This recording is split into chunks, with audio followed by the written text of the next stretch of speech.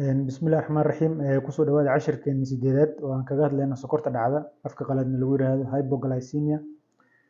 Sokorta dhacda waa cillad ku dhici karta qof walba ma ahan mid u gaar ah dadka sokorta qaba. Sidoo kale sokorta dhacda ma ahan nooc ka mid ah cudurrada macaanka. Cudurka macaanka waa sokorta oo kacda kaliya. Sokorta oo dhacda waa cillad kale oo gooni ah. Inkastoo dadka macaanka qaba ay ku dhici karto cilladan sokorta inay dhacda taasoo la xiriirta daawooyinka ay qaadanayaan darteed.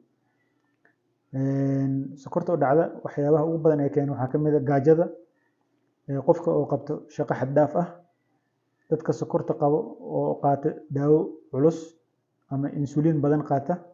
Sidoo kale waxay ka dhalan kartaa qofka cuntada uu seego isagoo xanuunsan. Sidoo kale waxaa la isku arkaa cilladan xilliyada la soomo sida ramadaanka oo kale. Calaamadaheedu waxaa ka mid ah madax xanuun, waxaa ka mid ah tabar darri, waxaa ka mid ah daal, waxaa ka mid ah gacmaha oo ku jareeyo, faruuryaha iyo daamanka oo ku kabuubiyoodo, waxaa ka mid ah indhaha oo caad ka fuulo, waxaa ka mid ah xanaaq badan. Calaamadahaas ayaa badanaa la isku arkaa markay sokorta qofka ay ka dhacdo. Haddii qofku uusan fahmin oo cilladan ay ku sii socoto, waxaa laga yaabaa inuu isku arko isku dhexyaac iyo hadalkii oo qofka khalkhal ka galo.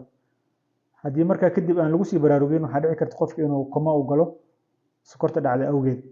cilladan waxaa la yiraahdaa qofku uu qabaa haddii sokortiisa markii la cabiro ay ka hooseyso 70 milligram per deciliter, taas oo dhiganto 3.9 millimol per liter oo ah cabirka kale.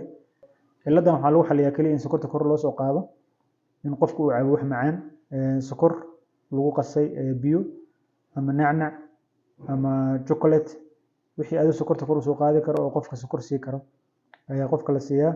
haddii qofka xaalad halis ah istaalka ku yimaadana faleebooyin sokor ayaa lagu xiraa si sokorta kor loo soo qaado.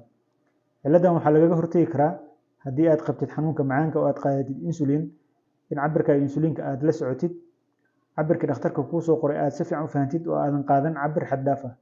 Sidoo kale xilliga ramadaanka markii la galo kale, maadaama aan 3 waqti waxna la cunaynin, insulinka waxaa laga yaabaa cabirka u baahan tahay cabir ka yar inaad u baahatid. sidaa darteed waa muhiim inaad dhakhtarkaaga la xiriirtid bisha ramadaan intaysan bilaaban si insulinta lagaaga yareeyo haddii laga cabsi qabo inay sokorta ka dhacdo.